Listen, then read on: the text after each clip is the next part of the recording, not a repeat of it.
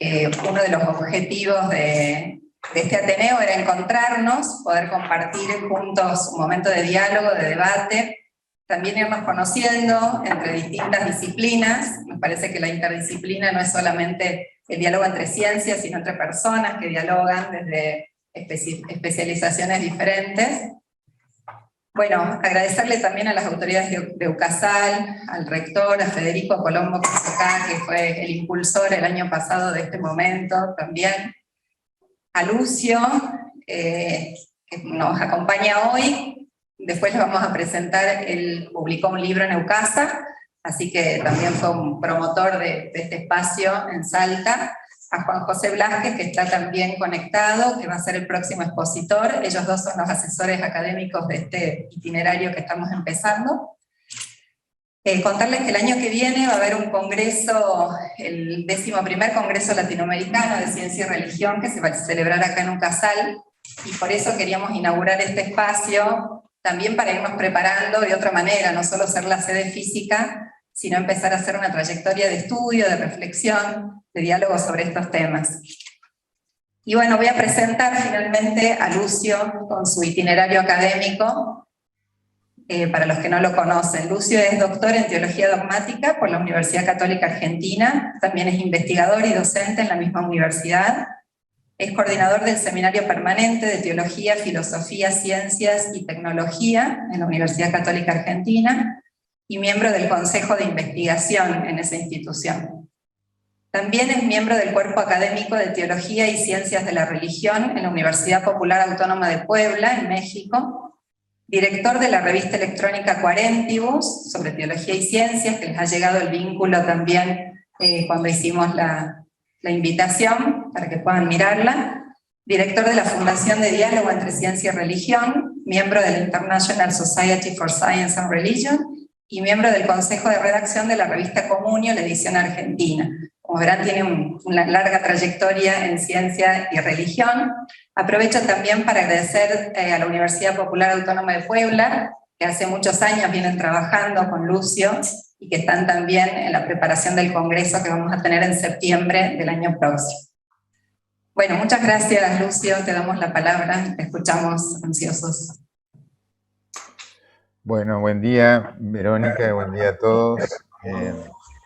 Es una alegría poder compartir con ustedes de esta manera, en este comienzo de este Ateneo, que es una iniciativa para generar un clima de reflexión en estos temas. Ya está presente a través de la actividad del Instituto de Investigación del Saber y se concreta también en este tipo de actividades. Un saludo a todos los presentes, las autoridades. Y bueno, yo me toca, digamos, comenzar a abrir el fuego. No es una buena metáfora en este tiempo, pero sí generar un poco una introducción al Ateneo y también, como decía Verónica, al Congreso de Ciencia y Religión que se hará el año que viene en la tradición de estos congresos que intentan de alguna forma generar un clima de diálogo en el tema de ciencia y religión, y de allí con una serie de disparadores en otros temas. Bien, voy a tratar de poner un PowerPoint. Se me perdió acá el... Ahí está.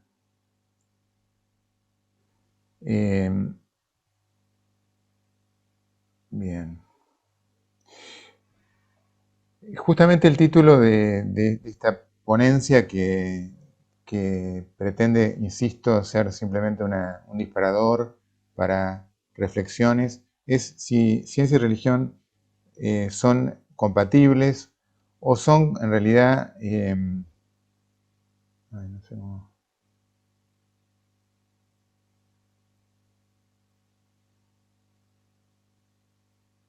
Perdón, pero no sé cómo pasar. Ahí está. O son en realidad dos esferas absolutamente contradictorias, tal como nos ha llegado en una cierta versión del tema. Insisto mucho en esto. La historiografía iluminista y positivista de los últimos siglos ha fraguado una manera de concebir la relación entre ciencia y religión que podemos llamar conflictiva, así la clasifican algunos teóricos. Es decir, una manera de entender que entre ciencia y religión en realidad lo que hay es una disyunción exclusiva, una u otra, o aún más, una relación absolutamente de guerra, un versus, una antinomia incontrastable. En realidad, y esto es un poco lo que me interesa simplemente presentar, es que este tipo de visiones tan estructuradas y tan extremistas, digamos, no responde a una realidad que es mucho más rica. En realidad, y si nosotros miramos un poco hacia vuelo de pájaro la historia de la ciencia, descubrimos que el conflicto se produce precisamente en los últimos siglos, pero que si tomamos la palabra ciencia en un sentido amplio, ha habido muchísimas etapas en la historia de la humanidad en las cuales la ciencia ha coexistido pacíficamente con una visión religiosa. Claro, si nosotros nos ceñimos a la ciencia actual de los últimos siglos, ahí sí aparece el conflicto. Pero a mí me interesa marcar cómo ciencia y religión en realidad son dos palabras que designan dos regiones del conocimiento. Durante las últimas décadas se ha producido un interés creciente tratando de salir del paradigma del conflicto. Y entre otras cosas se han propuesto tipologías o clasificaciones para tratar de pensar este vínculo, esta relación entre estas dos experiencias humanas tan fundamentales, tan determinantes para el ser humano. Y entre ellas, quizá la que más ha cuajado, la que ha tenido más éxito, es la de un filósofo y científico norteamericano, Ian Barbour, que simplificó todo el enmarañado conjunto de relaciones que la historia muestra de estas dos realidades en cuatro grandes tipos o cuatro modos de vincularse la ciencia con la religión. La primera, que ya mencionamos, es la del conflicto. La segunda es la de la autonomía, la tercera la del diálogo y la cuarta la de la integración. El conflicto, bueno, si ustedes se toman el trabajo en algún momento de entrar a través de Google, una cosa muy simple, colocando las palabras ciencia y religión o science and religion, rápidamente van a encontrar que una gran mayoría de las imágenes y de los títulos que aparecen responden a este tipo de criterio, como muestra los carteles viales, parodiando carteles viales, son ciencia y religión dos caminos que llevan en direcciones totalmente contradictorias. Y esto, como dice Francis Collins, premio Nobel, que constituye una de las grandes tragedias del tiempo cultural que nos toca vivir. Es decir, enfrentarlas y ver que estas dos experiencias determinantes para la vida humana son en sí enemigas. Hay muchos ejemplos. Si nosotros, digamos, recurrimos a una pequeña consulta entre amigos o estudiantes o colegas, en general va a suceder, puede ser que no, pero que emerjan rápidamente estos dos grandes problemas como imágenes del conflicto. Es decir, si uno pregunta qué relación hay entre ciencia y religión, puede ser que muchos recuerden, si tienen una cierta dimensión histórica, el episodio del heliocentrismo, el conflicto entre Copérnico y sobre todo Galilei y la teología y la iglesia de su tiempo, o ya más cercano en la historia, los conflictos generados a partir de la teoría evolutiva de Darwin y sobre todo en sus desarrollos posteriores. Yo les sugiero este ejercicio, que en algún momento lo hagan, preguntar, o nosotros mismos nos preguntemos, y evidentemente que está muy metido en el imaginario cultural, colectivo, en el recuerdo, este tipo de ejemplos como ejemplos traumáticos que lo fueron, en distintas medidas, conocemos hoy, pero que no responden a la totalidad de la historia. Hay algunos, precisamente recurriendo a algunos, un poco de historia de ciencia y religión, uno encuentra o se encuentran algunas referencias fundamentales como este libro de Draper sobre la historia del conflicto entre religión y ciencia, y otros más que cargan el acento en este tema, pero hay infinidad de bibliografía actual, por ejemplo la de Brooke, que muestran que la relación entre ciencia y religión en la historia fue mucho más fluida, por supuesto con momentos álgidos, momentos digamos de conflicto en algunos temas, pero que no pueden constituir la totalidad de la historia del vínculo. Es como si entre dos personas o dos grupos humanos desconociéramos que puede haber en algunos momentos de la historia de su relación algunos conflictos, pero eso no constituye necesariamente la estructura fundamental del vínculo. Bueno, después voy a hablar un poco más, pero este tipo de títulos responde a una idea equivocada y una idea en general positivista de la ciencia, que incluso demanda, por ejemplo, a la ciencia que responda a problemas que le trascienden en su método. Pensemos, bueno, para terminar con el conflicto, pensemos que realmente se trata de una idea muy metida, y convendría pensar en la educación nuestra si no responde al ideario fundamental que se utiliza en la presentación de muchos temas.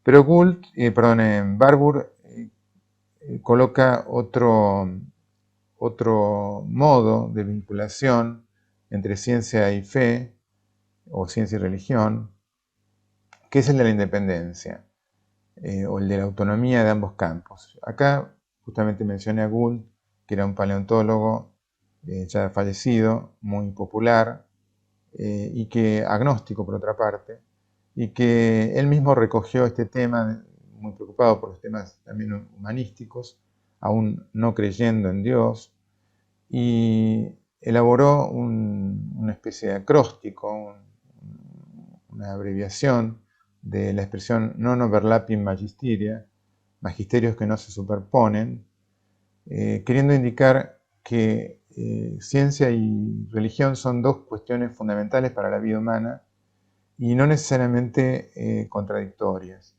Aquí la imagen que aparece, que puse, es la de unas vías que medio se bifurcan, pero en realidad lo que responde mejor a este tipo de postura serían dos vías paralelas o dos andariveles de una pista de atletismo, es decir, paralelas que no se entrecruzan, que caminan por sus senderos y que responden a, como dice Gould, magisterios, enseñanzas, no sobrepuestas entre sí, que cada una tiene su área de autoridad, su campo, una más relacionada con la descripción de cómo funciona el universo y el mundo, con un método propio, empírico, matemático, y otra destinada a hablar de realidades que trascienden el campo de la experiencia justamente empírica, valga la redundancia, y apelan o apuntan al sentido de la vida, a realidades de otra índole, a donde el método científico no llega.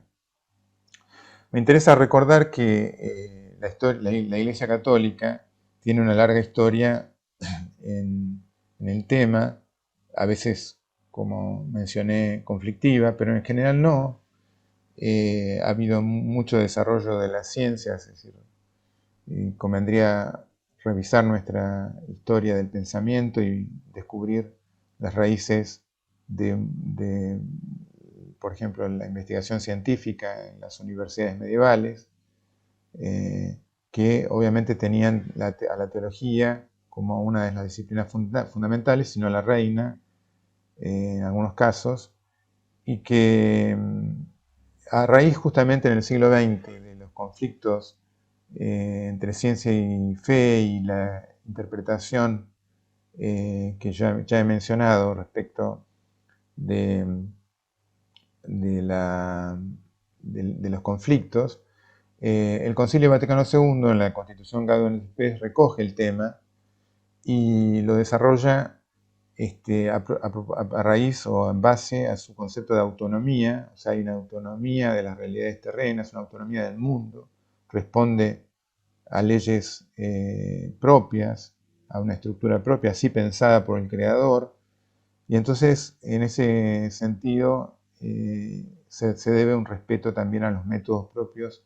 de las ciencias naturales especialmente, que descubren y conocen el mundo justamente en esta autonomía. Es decir, es una expresión, si ustedes quieren, de este segundo modelo de clasificación propuesto por Barbour, que es el de la independencia. Acá bajo el concepto de autonomía, que es un concepto clave en Gaudium et Spes, y que sirve también para iluminar entonces este tema.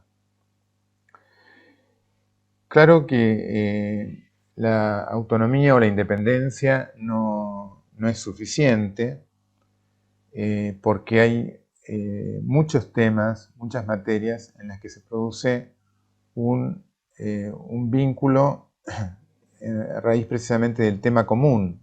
Si nosotros pensamos en algunas cuestiones como el origen del cosmos, el origen de la vida, el origen del hombre, las relaciones entre mente y cerebro, etc., y podemos encontrar muchas más, vemos que la autonomía es importante, pero en algún momento es necesario abordar los temas de manera conjunta, por lo menos relacionarlos, porque las cuestiones se solapan, se entremezclan, y entonces se precisa de una interacción. Y es aquí cuando aparece el diálogo. Y yo mencionaba que en las últimas décadas, probablemente a partir de los años 60, 70, se produce un interés en el diálogo académico entre estos grandes sectores del conocimiento, de la experiencia, superando un poco ya el prejuicio de corte positivista que básicamente cuestionaba lo religioso como un camino irracional y absolutamente infantil en la historia de la humanidad. Y en ese sentido se produce un intercambio académico que sigue vigente, y después voy a mostrar un poco de bibliografía, y que se canaliza a través de bibliografía, de producciones de revistas, pero también de instituciones que se dedican al tema. Basta mencionar a nivel internacional, ya la mencionada la Sociedad Internacional de Ciencia y Religión, con sede en Inglaterra, la Fundación Templeton, que ha favorecido a través de varios canales este tipo de investigaciones y de proyectos a nivel académico, proyectos de investigación que aborden precisamente temáticas comunes, conjuntas desde ámbitos religiosos y científicos, y otras instituciones como por ejemplo una institución europea que es la European Society for the Study of Science and Religion, que tiene ya una larga tradición, la Sociedad Europea de Estudio de la Teología de las Ciencias, Metanexus, CTNS en Berkeley, Saigon, la revista, y la Universidad de Chicago, etc. También algunas a nivel latinoamericano, ahí nos inscribimos con UPAEP, DECIR y tantos otros que trabajan en esa línea. Bien, todo esto para mencionar que hay un clima de diálogo, pero no simplemente a nivel personal, sino también académico, entre disciplinas, o si ustedes quieren, entre experiencias del conocimiento humano, para no usar una expresión o expresiones que ya puedan constreñir a una determinada manera de interpretarlo. Pero se concibe que justamente entre estos mundos tiene que haber un vínculo, sobre todo para abordar ciertos temas, y que ese vínculo debe estar institucionalizado, debe tener también programas de investigación, publicaciones, etc. Y así ha sucedido en las últimas décadas, en las que se han producido productos muy interesantes.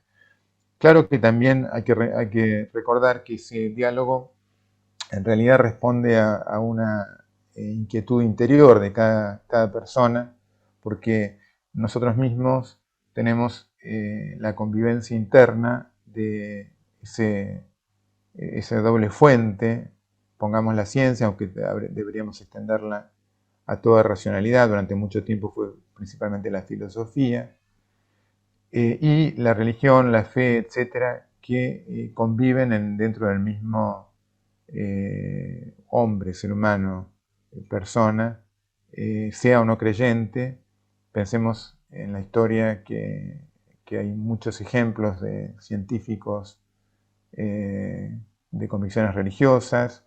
Basta mencionar a los que ya mencioné: Galileo, Copérnico, Pascal, tanto Taylor Jardin, Mendel, padre de la genética, Lemaitre, uno de los originadores de la teoría del Big Bang, jesuita, etc. Taylor de Chardin, pero muchos más. Y otros no creyentes que también que hicieron un camino inverso, como el mismo Darwin, pero que nunca abandonaron esa inquietud interior de preguntarse por el sentido y hacer de alguna forma un diálogo interno entre estos mundos. Estas son algunas imágenes de los congresos a nivel latinoamericano. Este es el primero que se hizo de los congresos latinoamericanos en el año 2002 en la Universidad Popular Autónoma de Puebla. Acá hay otro, el último, el de Córdoba, y si Dios quiere tendremos un 11º en Salta, con mucha alegría. Estas son algunas publicaciones, en castellano, en portugués, traducciones, hay muchas.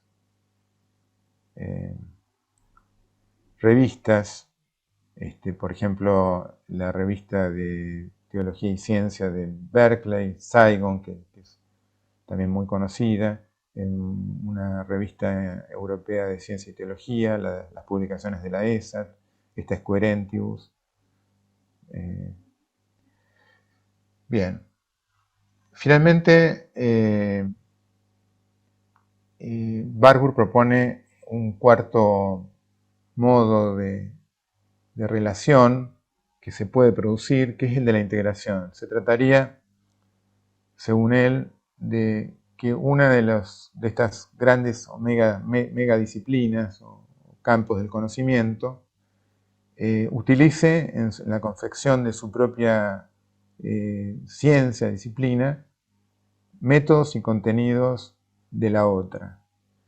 Ya vamos a ver que la ciencia históricamente ha tenido presupuestos, por lo menos en Occidente, religiosos, en las bases, pero que hoy es absolutamente autónoma, aunque es bueno recordar que esto sucedió hasta hace poco tiempo en la historia. Es decir, pensemos que, para poner un ejemplo, que Charles Darwin, en sus libros de viajes, en sus notebooks, escritos aquí en Sudamérica en gran medida, todavía menciona la idea de Dios en algunas de sus descripciones. para él era bastante importante el tema, pero además no estaba del todo totalmente deslindada la metodología científica o del naturalista en este caso de las creencias, y también una famosa respuesta bueno, no me acuerdo ahora, un francés que escribió un libro de física, no me viene el nombre, de Laplace, que le responde a Napoleón, que le había escrito a principios del siglo XIX, dónde estaba Dios en su libro de la naturaleza, y la respuesta fue bastante lacónica: Señor, yo no necesito de esa hipótesis. Es decir, justamente como reclamo de la autonomía metodológica de la ciencia, que ya estaba plenamente en curso, la respuesta es que no se necesita en un libro de física, de química, colocar ninguna referencia a lo teológico, porque, bueno, por lo que dijimos hace un rato, se trata de disciplinas autónomas, y hoy para nosotros es inconcebible que un libro de ciencias, salvo por una cuestión histórica, haga referencia a lo teológico. Pero hay que recordar, como tantas cosas, que eso no fue siempre así, que por ejemplo, Kepler tiene en sus escritos astronómicos, o Newton, pero Kepler para mencionar uno, oraciones en medio de sus reflexiones o su desarrollo astronómico, considerando al astrónomo como el gran liturgo o sacerdote de la naturaleza. Son solo ejemplos, por supuesto, estamos en un camino de autonomía, pero esto para mencionar que la integración desde las ciencias, o sea, que la ciencia integre elementos teológicos, es inconcebible. Lo que sí, después por ahí menciono si tengo tiempo algo, es importante para las ciencias recurrir a la filosofía de las ciencias, a la epistemología, para hablar de sus fundamentos y recordar que cosas tan fundamentales como la inteligibilidad del universo, o que el universo pueda ser comprendido matemáticamente, depende de un fundamento que no dan las mismas ciencias ni las mismas matemáticas. Entonces, que debe recurrir a estas instancias, por lo menos para legitimar la empresa científica matemática, pero de todas formas estrictamente no se puede hablar de una integración de que las ciencias hagan de la religión. Pero en cambio sí lo contrario, es decir, que la teología, y estamos allá hablando de la teología, no de las religiones, sino de la teología, es decir, esta disciplina o ciencia elaborada a partir de la experiencia religiosa, que para la tradición bíblica es la teología a partir de la revelación bíblica, puede y debe incluir elementos de la ciencia. Es decir, si la teología la definimos como un intelecto de la fe, una fe que busca comprender, tomando definiciones bien clásicas, siempre ha necesitado de la razón humana, filosófica, de las ciencias humanas y también ahora de las ciencias naturales para constituirse, porque la diferencia precisamente entre experiencia religiosa y teología es justamente esa racionalización, ese intento de comprensión con todas las categorías que se dispone en el tiempo. Y bueno, hoy nosotros disponemos de una maravillosa ciencia que nos habla del universo, de la vida, etc., y que debe ser incluida. Entonces, cuando hablamos de integración de las ciencias en el ámbito teológico, estamos hablando de esto, y después, bueno, podemos dialogar un poco de qué manera. Pero por algunos de estos títulos, hay muchos, apuntan a eso, ¿no? Pensar a Dios, se trata de un libro teológico, después de Darwin, o la ciencia desde la fe, en fin, si somos especiales, o más profundo que Darwin, de John Holt, un teólogo católico. Aquí justamente me interesa mencionar un texto muy luminoso de una carta del Papa Juan Pablo II, que era un papa muy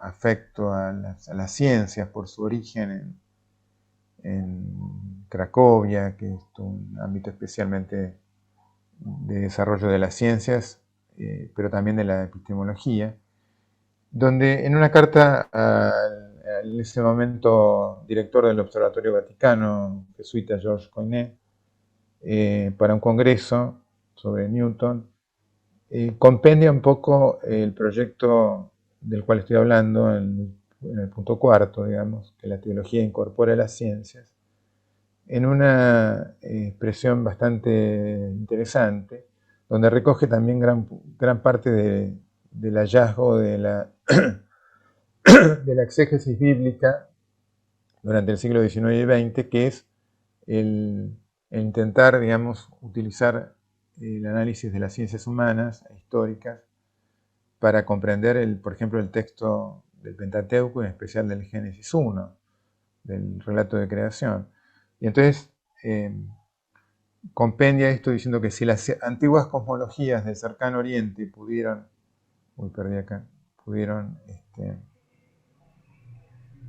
perdónenme que pudieron ser purificadas y asimiladas en los primeros capítulos del Génesis, fíjense que acá está sintetizando en 2 renglones algo que fue fundamental para destrabar el conflicto. Por ejemplo, no hubiera sucedido tan fuertemente el conflicto con Galileo si esto se hubiese tenido presente en su siglo. Y es que el Génesis 1 fue compuesto por los hagiógrafos, los autores sagrados, con, después de la experiencia de la cautividad y tomando las mitologías mesopotámicas, desmitologizándolas y transformándolas en un relato de la creación del universo con el sujeto creador que es el mismo Yahvé, el Dios de Israel. Esto lo dice de manera muy sintética el texto, diciendo que las antiguas cosmologías del cercano oriente pudieron ser purificadas y asimiladas en los primeros capítulos del Génesis. Y entonces se pregunta, ¿no podría del mismo modo la cosmología contemporánea ofrecernos algunos elementos para nuestra reflexión sobre la creación? ¿Puede una perspectiva evolutiva arrojar algo de luz sobre la antropología teológica, el significado de la persona humana como imagen de Dios, el problema de la cristología e incluso sobre el desarrollo de la misma doctrina? ¿Cuáles son, si las hay, las implicaciones escatológicas de la cosmología contemporánea, sobre todo a la luz del inmenso futuro de nuestro universo? Es todo un programa para la teología donde se presentan los grandes temas de desafío y después subraya en el texto más adelante que esta es una empresa análoga a la que hicieron los escolásticos en la Edad Media recogiendo a Aristóteles, pero mucho más compleja y que necesita de la interdisciplina y el trabajo de científicos, filósofos, teólogos, historiadores, etc. Bueno, yo hasta acá mencioné la tipología de Barbour, que es la más conocida. Como todas las clasificaciones, tienen sus pros y sus contras, son perdón, hice lío.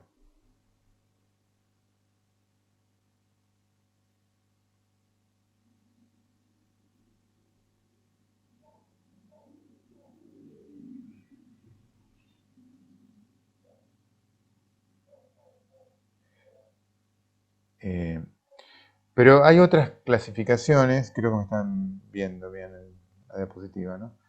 Hay otras clasificaciones que tratan de pulir algunos temas, son solamente otras versiones, pero las menciono para mencionar alguna por lo menos, para ver que se trata de complementar algunas cosas. Menciono brevemente, sin entrar en muchos detalles, la de Holt, que es un teólogo laico católico de la Universidad de Washington, y que agrega, digamos, en general sigue la misma clasificación, pero agrega por lo menos dos detalles que son para mí importantes. Uno es la conflación, que responde al solapamiento o a la mezcla que muchas veces se hace, sobre todo en las conversaciones entre ciencia y religión, cuando se le pide, por ejemplo, a la ciencia respuestas teológicas, o, por el contrario, se le demanda a la teología respuestas científicas o históricas.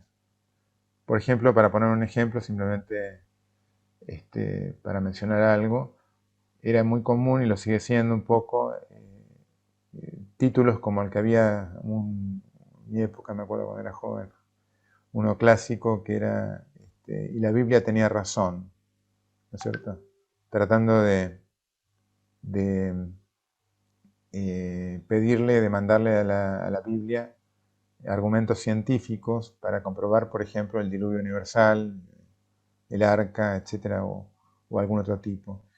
Bueno, él habla de conflación que hay que evitar. También en este debate hay conflación, señala Hogt, cuando los científicos, algunos muy polémicos, pensemos en Dawkins, en Dennett, demandan a la teología o a las religiones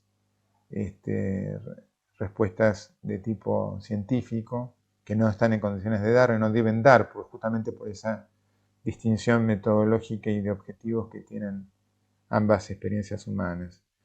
Y después, por último, menciono acá la de confirmación, y básicamente hace mención a algo que yo ya dije recién, y es que las ciencias no pueden dar cuenta de sus fundamentos.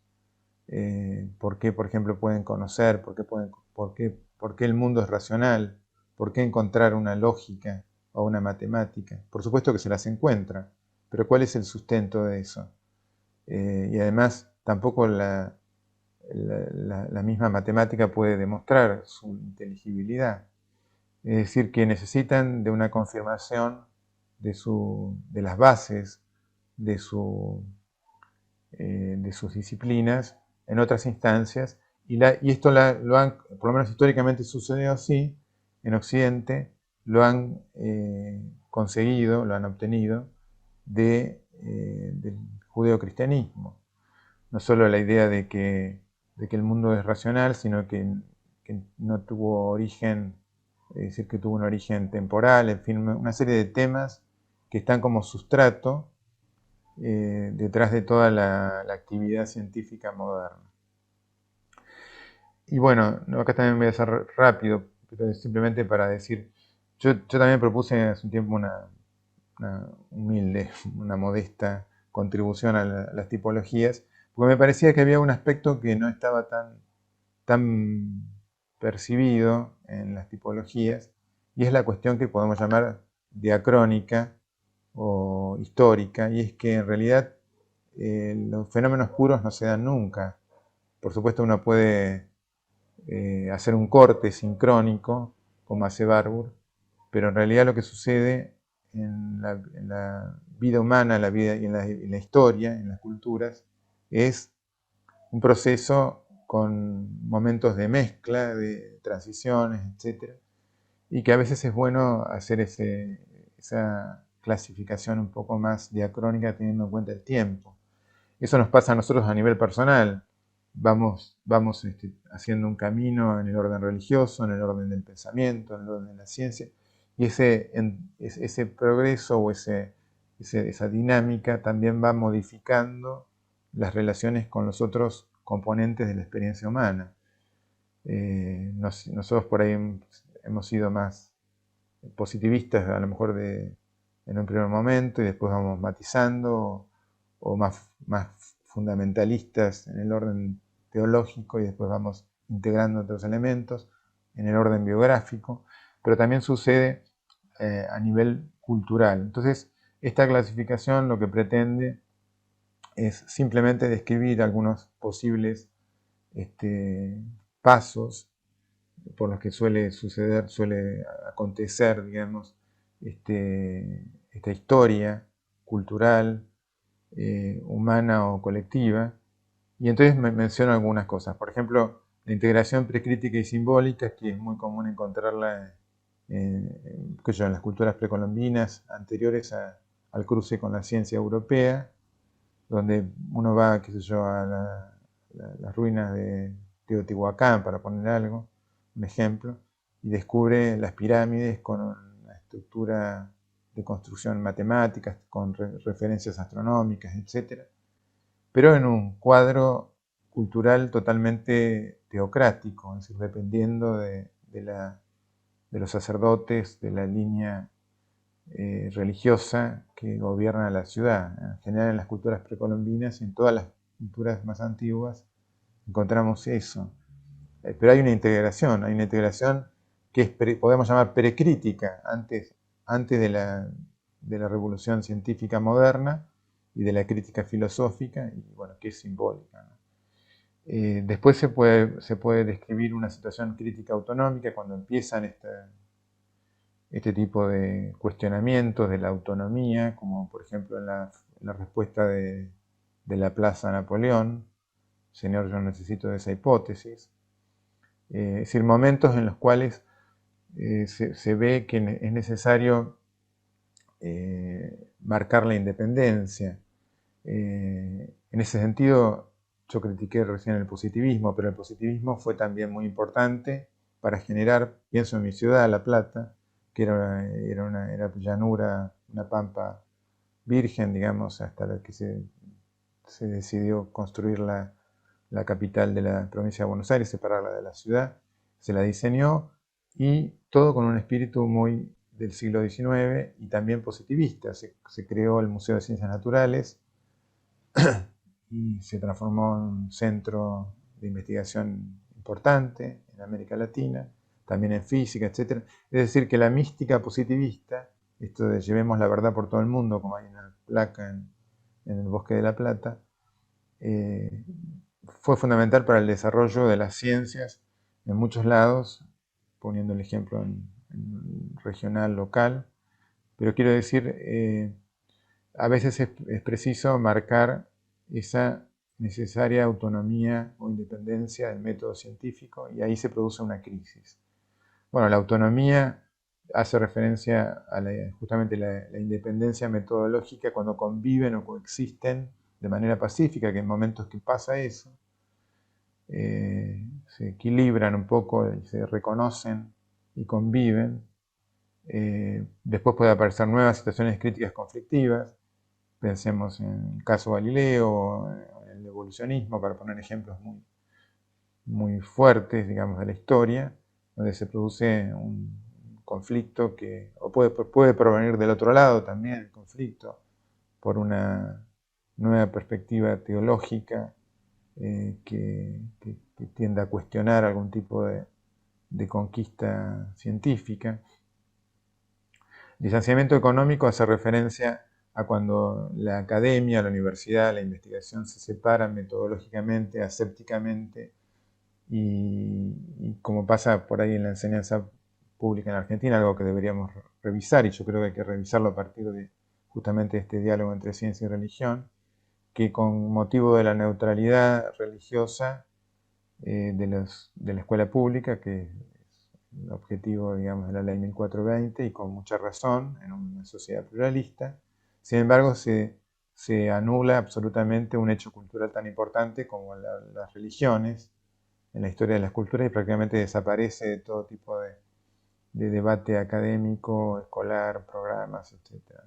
Entonces, a eso hace mención el distanciamiento económico, con anulación del polo religioso, en este caso, a diferencia de otra época donde se podría anular el polo científico.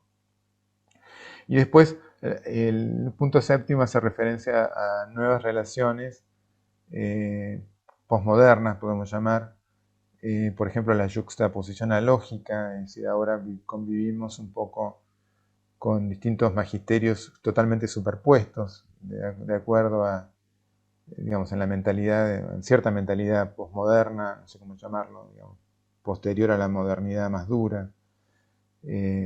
No hay tanto criterio de discernimiento de si una cosa es científica o no lo es, se utiliza conjuntamente o se produce esta mentalidad, digamos, que no me gusta llamarla así, pero que es ecléctica, sincrética, pongámosle con otra etiqueta menos violenta o menos despectiva, pero de todas formas es una mentalidad que no no tiene una opción directamente o por lo religioso o por lo racional, científico, sino que varía, oscila, puede ser de acuerdo al momento. Bueno, y después reconocimiento de nuevas jerarquías, así como en la Edad Media todo giraba en torno a la ciencia, a la teología y a la filosofía. Ahora hay nuevas estructuraciones de las disciplinas, quizá es un tema para profundizar, pero muy variada, la aparición de muchas disciplinas nuevas, en fin. Y finalmente, también otra nueva relación es la de los neofundamentalismos. Hay nuevos positivismos muy fuertes, hay el naturalismo metodológico que a veces se transforma en naturalismo ontológico, es decir, el paso de una metodología, digamos, así autónoma, independiente, a una ontología, es una concepción de la realidad totalmente materialista, como si no hubiese otro campo de exploración salvo el científico, es un neopositivismo. Después, esto es más frecuente hoy día, tecnocrático, donde la técnica aliada a la ciencia o montada sobre la ciencia es la que define los programas de investigación, qué se investiga y lo que tiene algún tipo de injerencia o de aplicación práctica en laboratorios, en tecnología en general, en fin. Y eso, Quedarían 2 minutitos, así perfecto, abrimos. buenísimo, estoy llegando bien.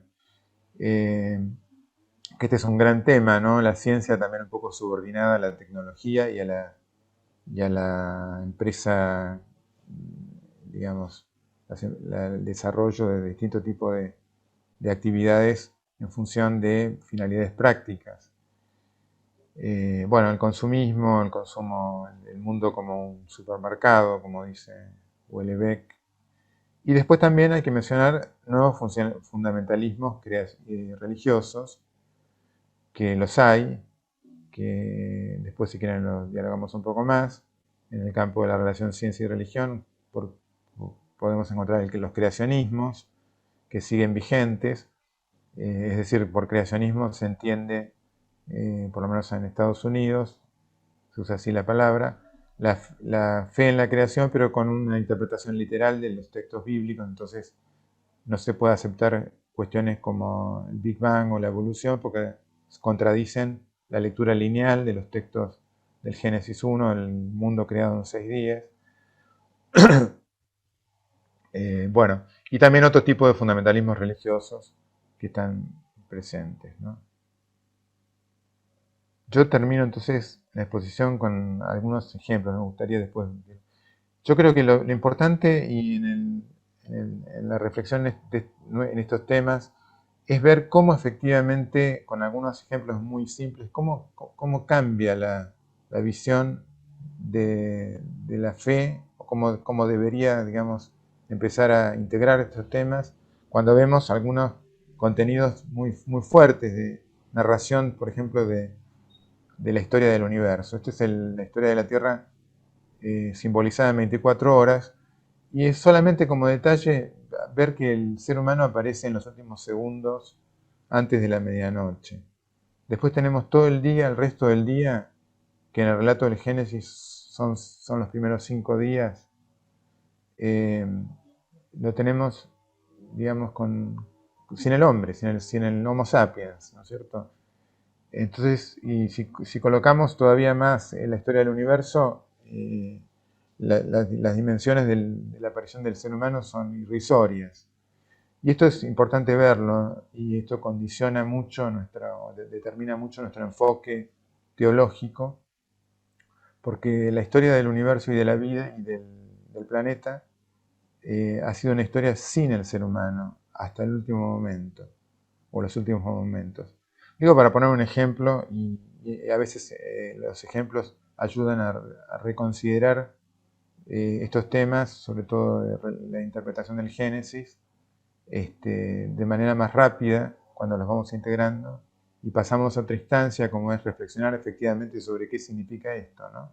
O esto es el árbol de la vida, es una versión simplemente formalizada, donde aparecen los animales en una ramita y por supuesto después hay que continuar la ramita, llegar a los mamíferos y a los homínidos.